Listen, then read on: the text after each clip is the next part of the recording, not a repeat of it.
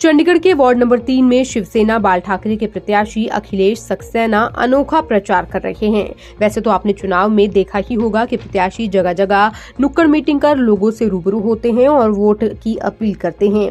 पर इस ward number 3 से शिवसेना बाल ठाकरे से प्रत्याशी अखिलेश सक्सेना रिक्शे पर स्पीकर रखकर अकेले चुनाव प्रचार कर रहे हैं। अखिलेश सक्सेना की बात करें तो वो पहले वार्ड नंबर 19 से पार्षद का चुनाव लड़ चुके हैं और पिछले एमपी इलेक्शन में वो शिवसेना बाल ठाकरे से एमपी का चुनाव भी लड़ चुके हैं। ऐसे में इस एमसी चुनाव में भी वो चुनाव प्रचार कर रहे हैं। शाम होते ही वो रिक्शा बुक कर पूरे वार्ड में घूमते हैं और जनता से वोट की अपील करते हैं।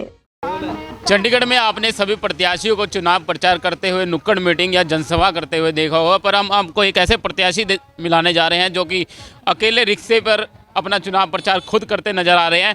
शिवसेना से खड़े हैं, इनका चुनाव चिन्ह है किसान। आइए बातचीत करते हैं। अगले आपका जिस तरीके से आप चुनाव प्रचार कर रहे हैं, तीसरी बार चुनाव लड़ रहे हैं, पहले काउंसलर का चुनाव लड़ा, फिर एमपी का और अब फिर दोबारा काउंसलर का। देखिए, मैं सभी देश के जितने भी मेरे पत्रकार भाई हैं, सभी का मेरा हाथ जोड़कर जय श्री राम।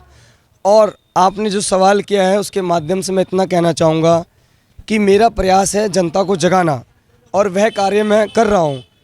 और मैं आप लोगों से इतना भी कहना चाहूँगा, बापूधाम की जनता से और चंडीगढ़ की जनता से भी, कि अगर हमारे वार्ड के काउंसलर महोदय जी सही होते तो आज मुझ जैसे युवा को खड़े होने की ज़रूरत नहीं थी। वह अपने घर से ही बैठे बैठे दहाड़ लगा देते कि भाइयों मैं खड़ा हो गया हूँ, अपना प्यार मुझ पर बनाए रखना। तो आज वो गली गली में वोट मांगने का काम नहीं कर रहे होते और ना ही गली गली में चाचा ताया मामा फूफा जैसी रिश्तेदारी जोड़ने का काम कर रहे होते। जिस तरह आपने देखा कि ये लोग गली गली में एक वोट भीख मांगने का काम कर रहे हैं और जनसभाएं लगाने का काम कर रहे हैं। इन्होंने पीछे भी एक जनसभा करी, वहाँ पर कुर्सियाँ ऐसे ही छोड़कर आ गए। वहाँ पर बच्चों की शिकायत थी कि ये कुर्सियाँ हमने अंकल जी इकट्ठी करी हैं और बीजेपी वाले इसको ऐसे ही छोड़कर चले गए हैं। तो मैं तो इतना भी कहना चाहूँगा अपने छोटे से शब्दों में कि जिस प्रकार इस बार युवा जागा हुआ है, और युवा से मेरी हाथ जोड़कर विनती है कि अगर वो लोग गलत व्यक्ति को चुनेंगे तो वह स्वयं अपने भविष्य और बापूधाम के भविष्य के जिम्मेवार होंगे। तो आपका कहना है कि जो यहाँ पर पूर्व पार्षद रहे हैं दिलीप शर्मा जी, उन्होंने कोई ऐसा काम नहीं कराया यहाँ पर? काम बहुत अच्छा काम कराया। आप क्या बात कर रहे हो? अगर आप ट्रांसपोर्ट वाली साइड से घुसते हो तो कबाड़ धाम, इधर वाली साइड से घुसते हो तो कबाड़ धाम, जगह जगह अभी शाम का टाइम हो गया है, आप कहो तो मैं दिखाऊं या आप दिखाओगे? बच्चे धाम आया था, कोरोना धाम, कोरोना, हाँ वो कोरोना धाम बताने लगा हूँ ना मैं।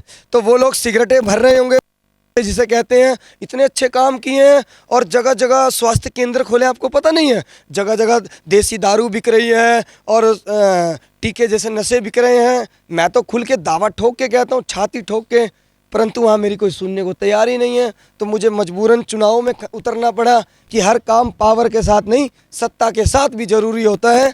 अगर जनता अपना प्यार इस बार मुझे देगी तो मैं आप पत्रकार लोगों के माध्यम से इतना ही कहना चाहूँगा कि एक तो निस्वार्थ सेवा भाव से काम करूंगा और जो भी तनख्वाह मिलेगी, पूरे होशोहवास में आप लोगों के सामने कह रहा हूं कि जो भी तनख्वाह मिलेगी 1 रुपया भी लेना हराम है, और बच्चों की पढ़ाई में दे दूंगा या किसी गरीब बिटिया की शादी में। अगर कोई नहीं लेगा तो उस पैसे को भंडारे में दे दूंगा। मेरे लिए अपने बापूधाम के भविष्य को बेच के खाना, यहाँ के युवाओं को बेच के भविष्य को खाना, मेरे लिए पैसा हराम है।